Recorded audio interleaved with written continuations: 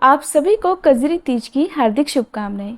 कजरी तीज, जिसे भादोड़ी तीज, सातोड़ी तीज और बूढ़ी तीज के नाम से भी जाना जाता है, भादो महीने के कृष्ण पक्ष की तृतीय तिथि को मनाई जाती है और ये तीज साल की सबसे बड़ी तीज में से एक मानी जाती है।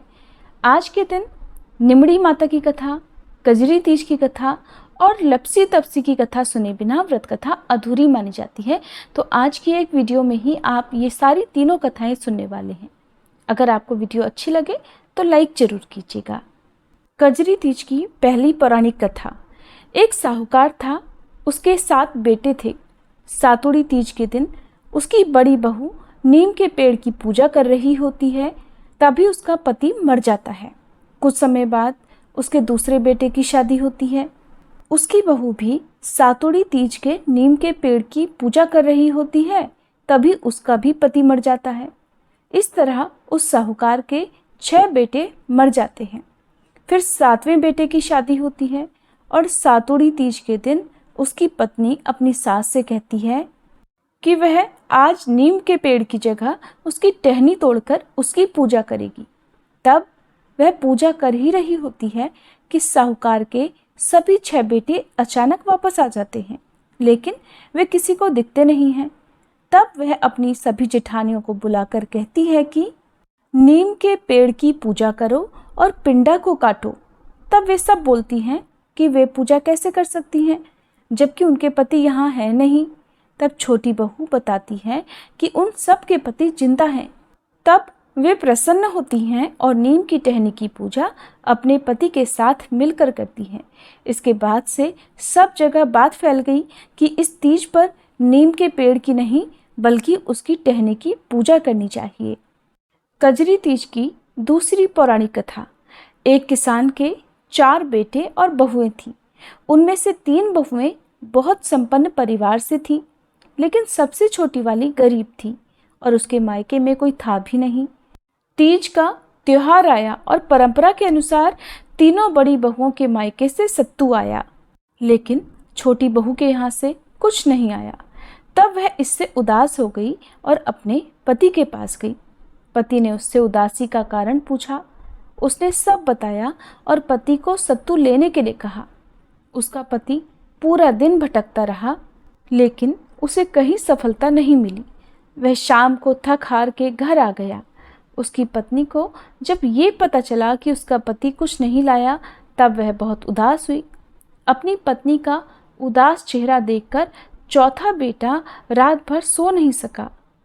अगले दिन तीज थी, जिस वजह से सत्तू लाना अभी जरूरी हो गया था। वह अपने बिस्तर से उठा और एक किराने की दुकान में चोरी करने के इरादे से घुस गया। वहां वह चने की दाल लेकर उसे पीसने लगा, जिससे आवाज हुई और उस दुकान का मालिक उठ गया। उन्होंने उससे पूछा, यहाँ क्या कर रहे हो? तब उसने अपनी पूरी गाथा उसे सुना दी। यह सुन बनिए का मन पलट गया और वह उससे कहने लगा कि तू अब घर जा, आज से तेरी पत्नी का मायका मेरा घर होगा। वह घर आकर सो गया।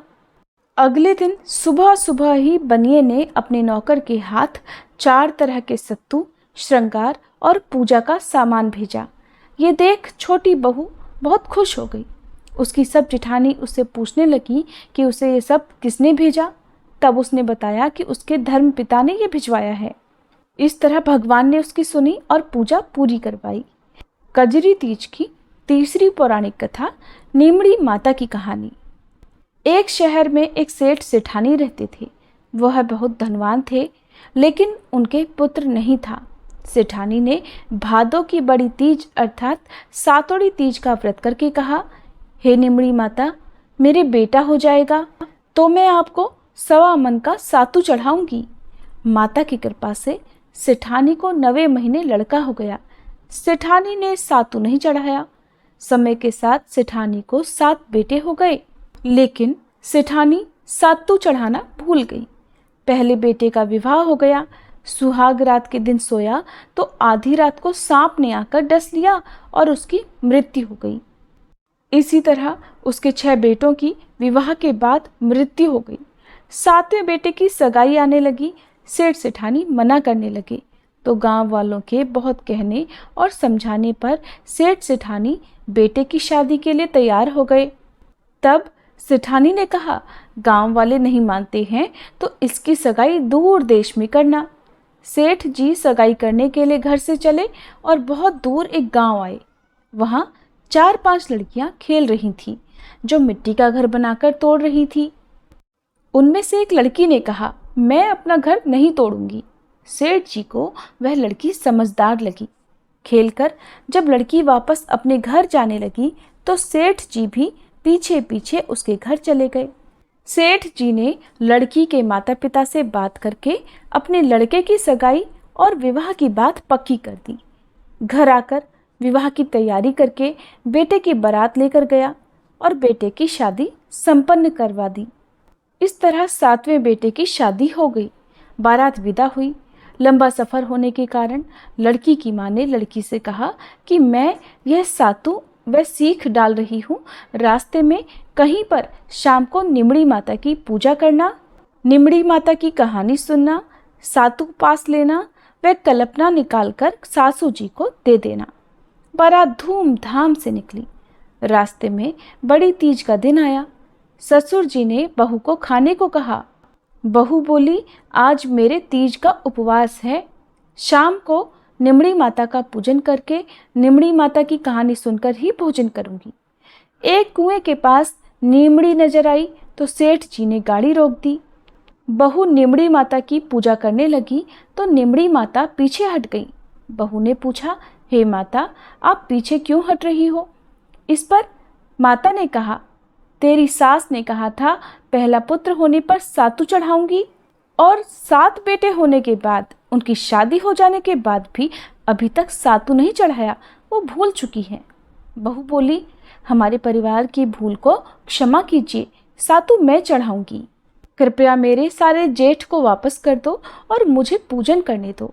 माता नववधू की भक्ति व श्रद्धा देखकर प्रसन्न हो गई। बहू ने निमड़ी माता का पूजन किया और चांद को अर्घ दिया। सातु पास लिया और कल्पना ससुर जी को दे दिया। प्रातःकाल होने पर बारात अपने नगर लौट आई। जैसे ही बहू ने ससुराल में प्रवेश किया, उसके 6 जेठ प्रकट हो गए। सभी बड़े खुश हुए। उन सभी को गाजे बाजे से घर में लिया। सास बहू के पैर पकड़कर धन्यवाद करने लगी तो बहू बोली, सासू जी, आप ये क्या करती हो? जो बोलवा करी है उसे याद कीजिए।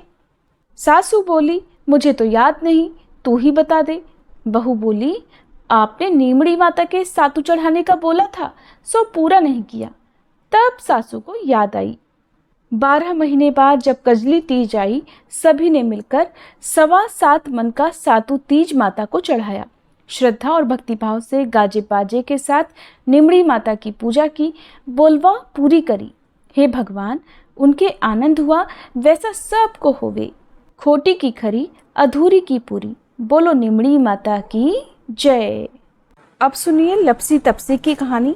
एक लपसी था, एक तपसी था। तपसी तो भगवान की तपस्या करता था और लपसी 1.25 सेर की लपसी बनाकर उसका भोग लगाकर जीम लेता। एक दिन दोनों लड़ने लगे। लपसी बोला, मैं बड़ा। तपसी बोला, मैं बड़ा। इतने में नारद मुनि आए और बोले, तुम क्यों लड़ रहे हो? तो लपसी ने कहा, मैं बड़ा हूँ, और तपसी ने कहा, मैं बड़ा हूँ। तपसी बोला, मैं सारे दिन भगवान की पूजा करता हूँ।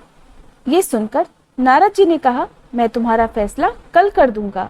दूसरे दिन लपसी तपसी नहाकर आए तो नारद जी ने 1.25 करोड़ की अंगूठी उनके आगे फेंक दी। लपसी का ध्यान उस अंगूठी पर नहीं गया। तपसी तपस्या करने बैठा तो उसे अंगूठी दिखी और उसने अपने घुटने के नीचे दबा ली और तपस्या करने लगा। लपसी लापसी बनाकर उसका भगवान के भोग लगाकर जीमने बैठ गया। इतने में नारद जी आए। तब दोनों से पूछा कि कौन बड़ा है? फिर तपसी ने कहा, मैं बड़ा हूँ। नारद जी बोले, तेरा घुटना उठा तो। उसके नीचे 1.25 करोड़ की अंगूठी निकली। तब नारद जी बोले कि ये अंगूठी तूने चुराई है, तुझे तेरी तपस्या का फल नहीं मिलेगा। तब तपसी बोला, हे नारद मुनि, मेरी तपस्या का दोष कैसे दूर होगा? नारद जी ने कहा, रोटी बनाकर बाटियां नहीं बनाया तो फल तुझे होगा। ब्राह्मण जिमाकर दक्षिणा नहीं दे तो फल तुझे होगा। साड़ी दे के ब्लाउज नहीं दिया तो फल तुझे होगा।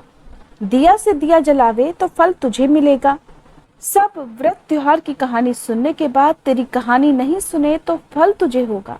तब से लपसी तपसी की कहानी सुनी जाती है। कहानी सुनने के बाद ऐसा कहें, लपसी को फल लपसी न होचियो, तपसी को फल तपसी न होचियो, महा की कहानी कथा को फल महा ने होचियो। ये थी कजली तीज की कथाएं। अगर आपको ये कथाएं पसंद आई हो तो प्लीज़ वीडियो को लाइक करना मत भूलिएगा।